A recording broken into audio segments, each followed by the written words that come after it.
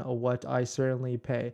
So welcome back to the stream. Welcome back to another video. This next topic we are going to talk about is why Tesla will not increase the price of the Model Y yet. Why they won't do it anytime soon because of specific parameters. Because right now that seems to be the hottest car or Tesla right now. It's the Model Y standard range and the Model Y short range. So it's hot, and so Tesla will not increase that price. They're going to kind of just probably leave it as it is right now. This is probably the highest it can potentially go, and so we'll talk about it. And we'll just talk about the Model Y, my thoughts on it as well, like what price should it be and what we need to be aware about in the coming future. So if you're just joining into the stream, if you're just joining into the channel, my name is Dennis. I love talking about Tesla hacking, as I like to call it, but basically just getting the best deal on a Tesla at the best possible price, or just getting really good financing on your Tesla. So if you're interested in any of that,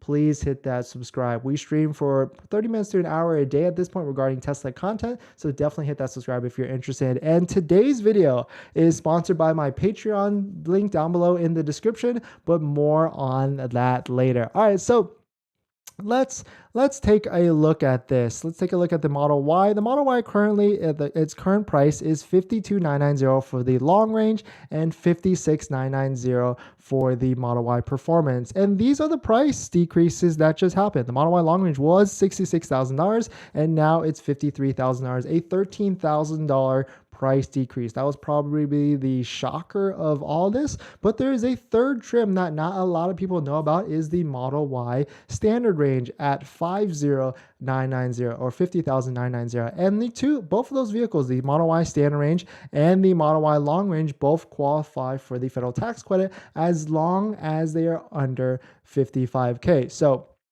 in the Model Y standard range, you can pretty much build it with all the options you want, and you're most likely going to be under the 55K price point. But the long range, it's tough, right? That's $52,990. If you were to just add blue paint and the induction rims, you're getting close, right? If we were to look at this on the cash price, it's already, how's that already 59?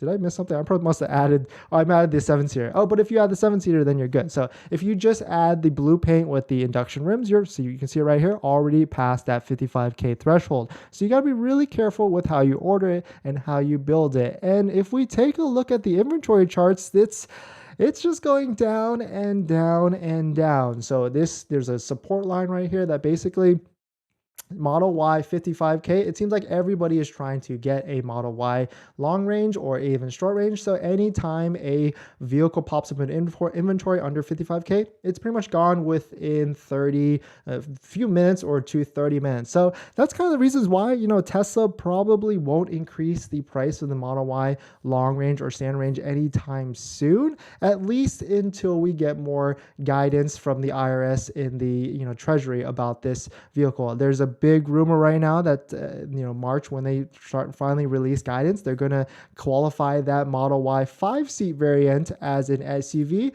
which would then raise this price, their MSRP cap, all the way to $80,000. So then, of course, Tesla's, they're not dumb, right? They're just going to raise the price along with it. They might not go all the way to 65 or 66,000 as it was before, but they'll start to trickle up.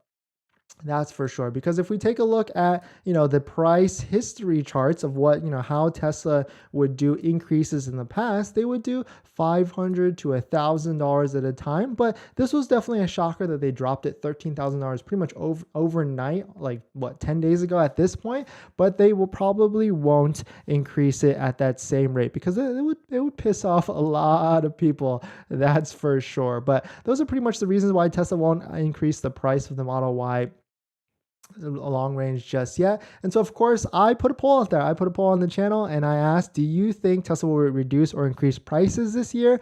And a big overwhelming 37% said increase. I should probably tier this down more to do you think they'll increase of the pricing of the Model Y up or down this year, and then maybe the Model 3, because I think it's kind of two different spots. I think the Model Y will get an increase, but I think the Model 3 will get a decrease later this year because of how much inventory. I think the spread just needs to be kind of separated. It's the two within the same pricing range, so people probably looking at a Model 3 will just rather just spend to get a Model Y, and vice versa. And so you can see Model 3 inventory levels are kind of stagnant. They were spiking up for a little bit, but we know Tesla likes to control how many vehicles are shown onto the website, and so that's kind of what could be happening there. But at the end of the day, the TLDR is Model Y under 55K is a hot vehicle, but they certainly could, do some, adjustments to the other long ranges that are above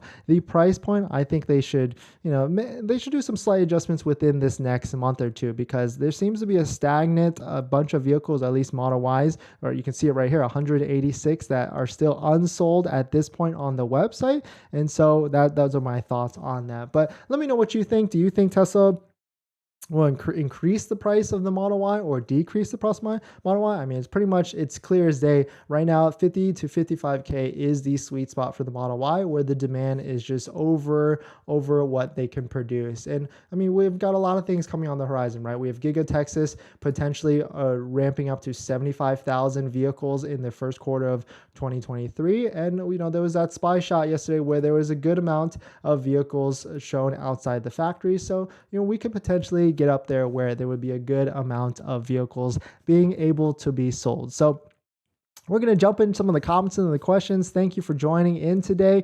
Shout out for waiting for Tesla for providing a really good site to take a look at inventory. Shout out to mattjung.net for Tesla data showing all the inventory charts, up and down of how many vehicles out there. So we're going to jump into some of the comments and the questions. But today's video is actually sponsored by my Patreon link. Down below in the description, there's a Patreon link where you can support the channel. And there's a variety of benefits, including actually scheduling a call with me, where you can ask me any questions about buying a Tesla, selling a Tesla, or even financing a Tesla. So if you're interested in any of that, please check it out down below in the description. And as an added benefit for my Patreon members, I do respond to any DM or about questions about buying a Tesla. And you get a link to my buying guide, which has links to all the resources that I use to get the best possible deal at the best possible price, including a credit union on that list that has interest rates as low as 3%. So definitely check it out if you're interested. But let's jump into some of the comments. Brian, Tony, what's your thoughts after March prices? Tesla could just give that discount if the vehicles lose the 7,500 or they lose half of it, 3,750. I could easily see Tesla just giving the other half. Matthew, did you take delivery of Model X from Buena Park like your Model S? No, I did not. I bought a used one. What's the cancellation policy of the Patreon? I think you can cancel right away after you join.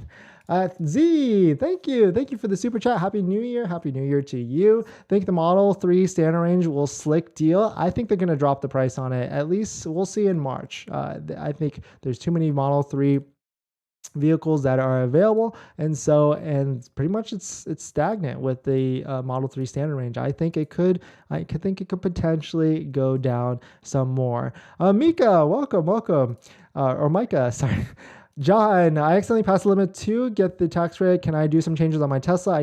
I need time for my insurance because I don't even have a type of insurance in my name. You just need to have some sort of valid insurance. If you pass the limit, you can use this year's income or last year's, whichever one is lower. Sam, I hope they decrease on the Model 3 SR. Yeah, I hope so too. Have you tried any of the Tesla apps, Apple Watch apps? I just downloaded one, but I haven't messed with it.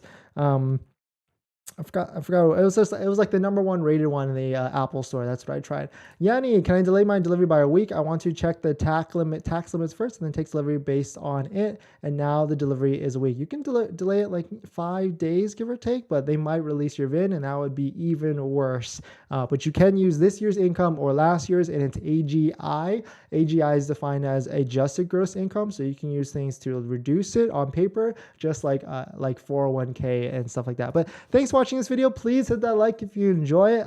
This week is going to be a little bit spotty, Monday, Tuesday, and Wednesday in terms of